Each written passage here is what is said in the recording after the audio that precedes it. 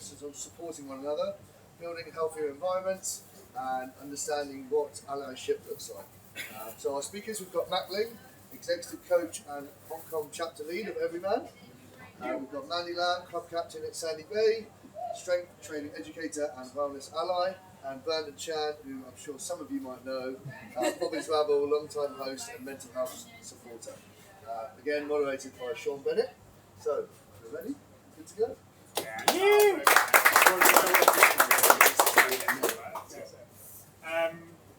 Okay, cool. So we've done the, like Henry said, we've done the mental health, we've done the physical health. So I suppose this is just about the support and creating environments, I suppose, where allow people to talk and support. Right? So I won't do the intros because Henry's thankfully done it for us. So I think, Mac, we'll start off with you. Could you give us a bit of your story, I suppose, and your connection to mental health, I suppose? Yeah, so let's see. I'm a father of two boys, so I have a 4-year-old and a 6-year-old. And when my first one came, I had kind of a freak out moment. I'm like, I don't know how I'm going to be a father to a boy because I don't really even feel like I know what it means to really like be a good man. Like I have a lot of female friends. Like I know how to like be friends with women, but like I don't have that many male friendships, like male friendships. And I'm like, how am I going to relate to my kid and really like be there with him? So I was like, I need to probably talk to some other dads. And so I found this organization called Evrymen in the U.S. They have an open source curriculum. They're like, hey, set up a group, use our stuff, use our name, bring it to Hong Kong. We bless everything that you do. And so it starts out with really just setting up weekly groups to like come and just talk to like other guys. And really in the spirit of like helping to build emotional fitness. So a lot of things that like Orly was saying, right? It's like going to the gym, right? And so you need to develop strength and resilience to be able to like feel your feelings, which kind of seems kind of funny, right? But if I were to say, hey, could you squat 200 kilos by yourself? I think some of you might be able to say, yeah, no problem. But if I would say, can you feel all of your anger and just let it sit in your body? You might be like, go to hell, I never want to do that. So it's the same kind of thing, right? Like when I first started going to the gym, they're like, do 5 push-ups. I was like, I can't. So it's the same thing. Like if I were to say, hey, I'm gonna like, let's go and talk about your sadness. Like without training, without practice, it's very hard to do that. So that was a lot of the core principle around like, hey, let's meet, get you to like talk about what's going on for you, and the whole like purpose of the meeting was really just to help men to feel their feelings in a deeper space or a deeper place and feel supported while doing it, right? Like you're not going to go and bench press, again, 200 kilos by yourself. You're like, hey, can you spot me while I do this really heavy thing? So it's about doing it together, and it's been great. We run weekly groups for 7 years, both online, in person then online through COVID, and then back in person, and now I do some groups like with some guys in the US. So it's really just about creating space to be able to talk about your stuff. And I found that I've become a better father. Like I really know how to like relate to myself. I relate to guys like in a much healthier way. So it's been both educational for me and also I think for the guys who were doing the work. So. Okay, cool. You've actually answered my second question there, so I'm going to give you one off the cuff. So I suppose a lot of the theme today has been about being proactive, not reactive, right? So you don't want someone to come to you when they're at their worst. Of course, you want them to, but in the ideal situation, you want them to learn those skills early on, right? So when they're equipped with those. So is there a way, is there a way that you encourage people to come or get people to come, and then when they're there, how do you get them to feel those emotions so they can then later on use those skills? I think, who was it? It might have been Dave when he was talking about like, how do you just make space for people, right? It's just create space. And I think men, like when we hear like, oh, like it's been really hard, I'm going through this thing, we want to jump into like helping to fix it, right? You're like, oh, I'm going to present you a solution. So part of it is like, can I just say, hey, like what's going on? And yeah, that sounds really hard. And again, give that space to just be like, okay, I'm not going to jump in and some of the things that we teach are really okay. I mean, and you have to be ready to do this too. It's like, can we just make some space for that? Like, what emotion are you feeling? Right? Can you name the emotion? Because our basic idea is like, can you name what you're feeling? Can you own what you're feeling? And then only after that you can change what you're feeling, right? But name it, own it, change it. And so you kind of think like that's what we need to go through to process it. And I think one of the things I found is like men, I would say actually, many people don't know that many emotion words, right? So you're like, guys are like, okay, what words do you know? They're like happy, sad, good, and bad. And I was like, oh, well, good and bad aren't even emotions, so you know happy and sad. So I was like, oh, so that's sort of like, hey, like, where's the pain? You're like, down there. And so if you can't like point to it and be like, my knee hurts, there's no way to work with it, right? So it's the same kind of thing. Like we can treat our emotion or our mental health like our physical health and be like, okay, I feel shame in my stomach, and it feels like there's a ball and it's pulling me, sucking me down a hole. Then I might be able to do something, right? And I might be able to sit. But if it just feels like a big blob of mess somewhere down there and I can't even like locate it, then it's hard. So that's some of the work that we do, but really it's just like, hey, like you want to sit down and let's go sit and talk, like let's go have a beer and tell me what's going on with your life, and I think a question that can also be is like, no, what's really going on? Like tell me what's really going on, right? Because it's easy. Yeah, I'm fine, I'm busy. So it's, hey, how's it going? Oh, I'm good. All right, no, what's really going on? Hey, how's your family? How's stuff at home? How's your relationship?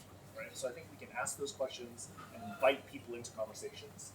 Because I think I heard somebody say, like, sometimes I don't want to be a burden. I don't want to be a burden on you, so I'm not going to tell you what's going on. And so it's like, hey, what if I just made the invitation? Hey, can you tell me about, like, hey, what's going on with your knee, right? You've been complaining about your back pain, right? How's that feel inside?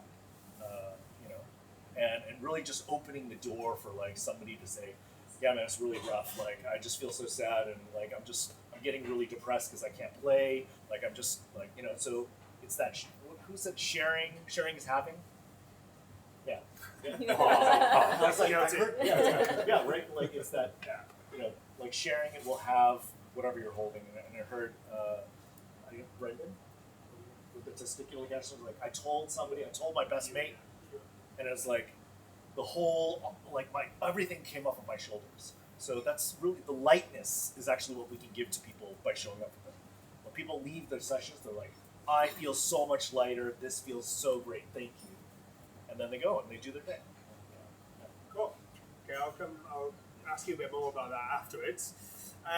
Mandy, we're going to go on to you. If you can give, I guess, a little bit of an intro as well, but what's your, again, personal story around, your motivation to get involved? I know you've come to a lot of the Film Me Pink stuff as well, so yeah, what's your story around the mental health and your motivation, just first? Yeah, sure. So I was born and raised in Hong Kong, so I think my motivation mostly comes from my family. A lot of times when we kind of, our parents get in a certain age, they kind of worry about these and that and get checked up. There's so many information out there in the world where we kind of, we don't know what's right, what's wrong. For me, the biggest motivation is having my parents receiving this information and kind of want to guide them the right way, where to look at. So getting involved with Phenomenal Pink the first time was after my mom got diagnosed with breast cancer.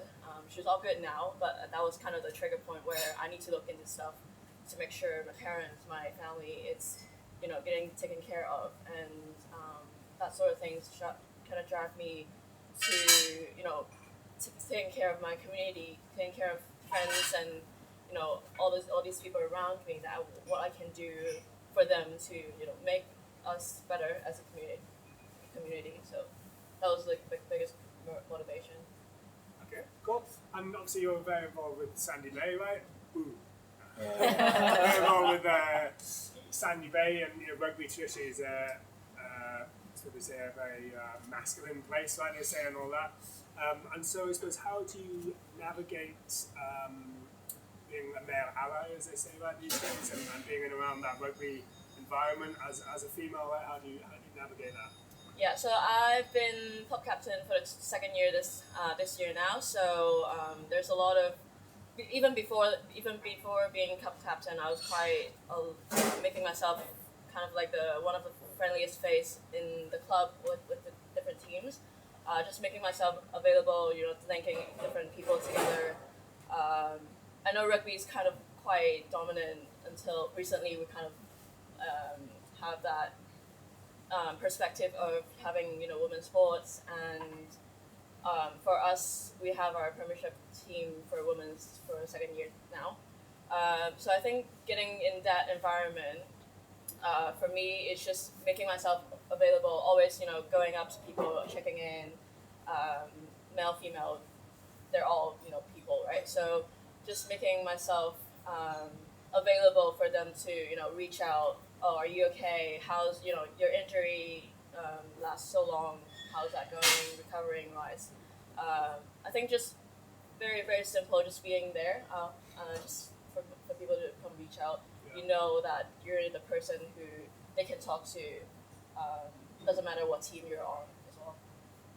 Yeah, I think it's a general theme of the day, right? Of kind of like probing and then allowing space for people to open up, right? Not being overly forceful about it. Yeah. If someone doesn't want to open up in that moment, maybe you'll be there in the future. Right? Exactly. Okay, and then Brandon. So what? Again, coming on to you, a little bit of an extended intro, I suppose. Can you give us a bit of background, your story in terms of mental health and your connection to supporting men's wellness and those things? Yeah, so I've been running the bar for 6 years. So week on week, I meet sort of hundreds of people come through the doors, and the conversations that I've had over the years across the spectrum. I meet people from all walks of life, but predominantly we are a bar where we have a lot of men. So I've had many conversations, and it's sort of similar to what Matt was saying. It's as a bartender, you wear many different hats, and you always kind of change. And it doesn't mean you sort of changing who you are and the person you are, but you have to change your hat given the situation, the conversation, having different people, and over time, sort of, so you build relationships, and it's just from my point of view in terms of the mental health aspect, it's just reminding myself to always be open in terms of conversations, always without judgment, and That's good. Yeah, that's good. I know I've probably chewed you off, and Bobby's Rabble before.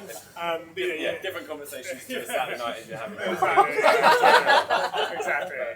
But no, look, I would say you're known as a very hospitable person and open and easy to chat to, right? And I know you've got that reputation. So for your own, I suppose, on the personal side, because that can probably be quite draining in some side, especially working in a bar and stuff. Are there things you do for your own personal health, mental and physical health? Yeah. So touching on that, and also you said like a lot of times where you're not.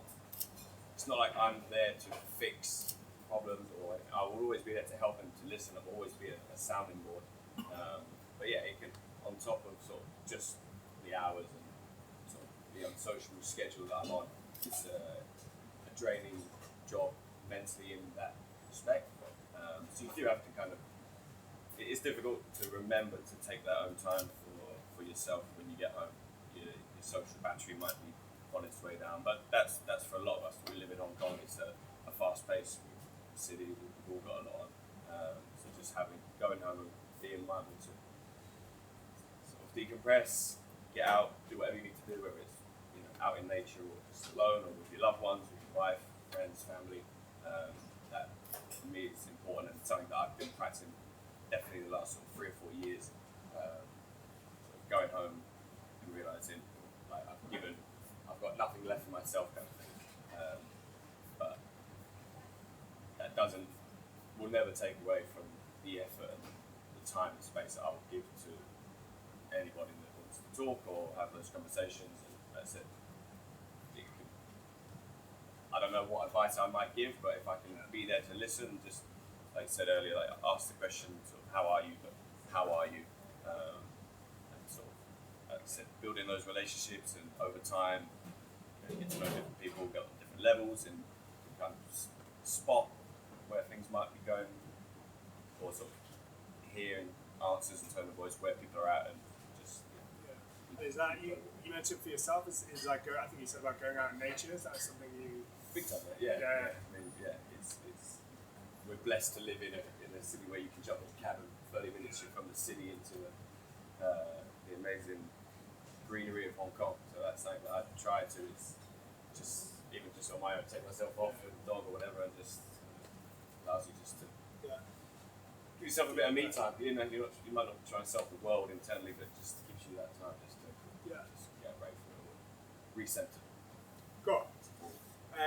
Okay, Mac, I'm going to come to you with this one. A bit general, but I know you coming to you because I know you mentioned your kids, and that's been a big driver. So, I guess what does it mean to be an ally of men's health and again physical and mental? Yeah, I think I find that a lot of the work that I do. So I'm an executive coach in my day job, and so I work with people in the leadership space. So I talk to them, but we don't talk about sort of what it means. I mean, some of the talks we had today, just like what does it mean to just like take care of yourself, right? So we don't always get into that space, but it's about, I think it's about fostering human connection at the end of it, and I think we don't get taught in school how to do that. We just kind of like assume that kids are doing it on the playground.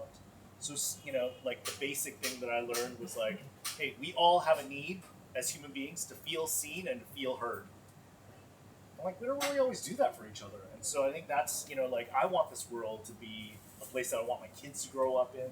So I think, some of the reasons why I do some of this work and I'm willing to like get out there is because I feel like if we could all be healthier, right, as men and as allies, and that actually the world would just be a lovelier place to live in. And I think so, my world peace, like I just want like a happier environment for like my kids and myself to grow up in, really fuels a lot of that. And I know it sounds a little airy-fairy, but I'm like, I think we can all do small things, right, to help the people around us, the guys on your team, to just feel seen and feel heard. And they're going to show up better, they're going to show up stronger, right? We're all going to show up stronger. And I think you see that, like, I'm a baseball fan, and I've watched the Dodgers for my entire life. And just to watch those guys play in this World Series, like, they really show up for each other, and they're like, hey, I'm going to do whatever it takes. So I think some of that, you can see how the connection creates strength. And I think that's where I find that, like we can do that for each other, and it doesn't take a lot. So Okay, cool. And then I think what's really interesting about this panel is we're talking about support, but it's very different aspects. Right? We've also got an organisation, we've got the rugby side, and we've got probably the more personal day-to-day, and then the bar as well on top. Right? So for Mandy and Brandon, I'm going to say, I suppose, how do we encourage people, but also organisations to further develop these conversations and events and things like that, and how do we encourage people and organisations to further enhance the men's health side and support men's health? Yeah, it's a good question. I think for me, growing up in a local community and kind of like environment, it's not very common to talk about mental health and also like the certain health issues that you don't really tell people about that. You always put kind of strong face on and just deal with it yourself. These kind of events that allows us to learn a bit more about how how to reach out, how to we have so many like technical health diagnose or like information that for us to learn about that's quite important for the local community. I know, like looking in the room, that's not many local community in this place. So for me, I started working in Hong Kong International School like with young kids this year, and it's quite important for me to start them young. It's kind of what when they come in for training, I kind of want to give that positive energy for them to talk to you about certain problems that they're having, the pressures, studying, pressure in the sports team, and stuff like that. So kind of start them young, promoting these kind of events that really, help them to, shape their mentality from a young age.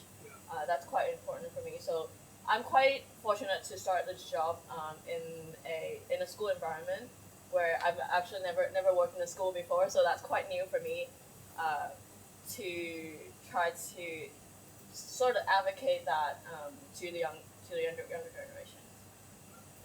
Well, Brandon, any thoughts, ideas? I think I'm going to keep having these conversations day to day, whether it's at work or at home, and just sort of keep normalising it. Really, from what I can do with it as a person, just keep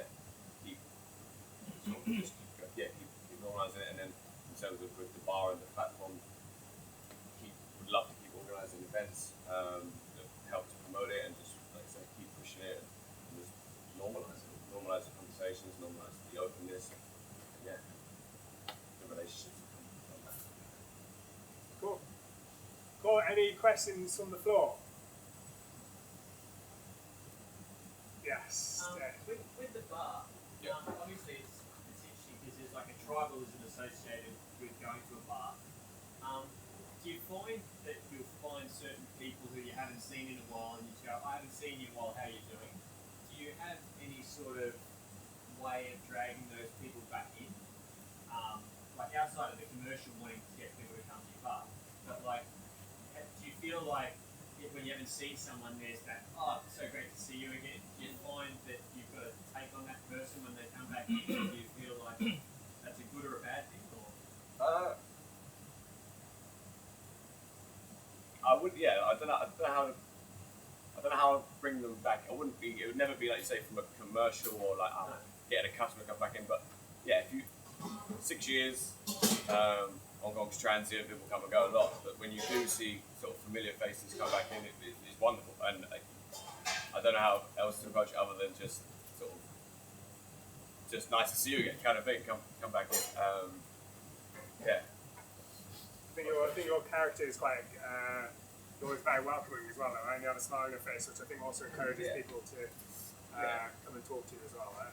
Enjoy what I do. Yeah. I enjoy what I do. I enjoy people. That's kind of why I fell into it, and still do it. But yeah, it's nice when you see our faces. Cool. Happy days. All good. Okay. Thank you very much, guys. Thank you.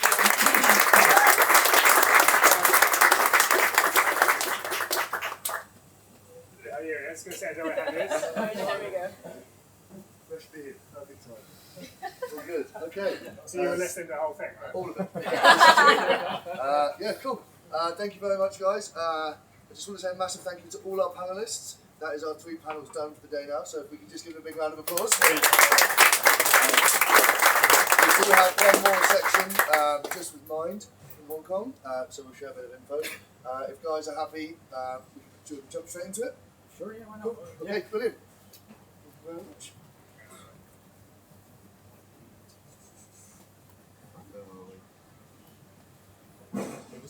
Yeah, come on up. Sure, yeah. We can sit anywhere.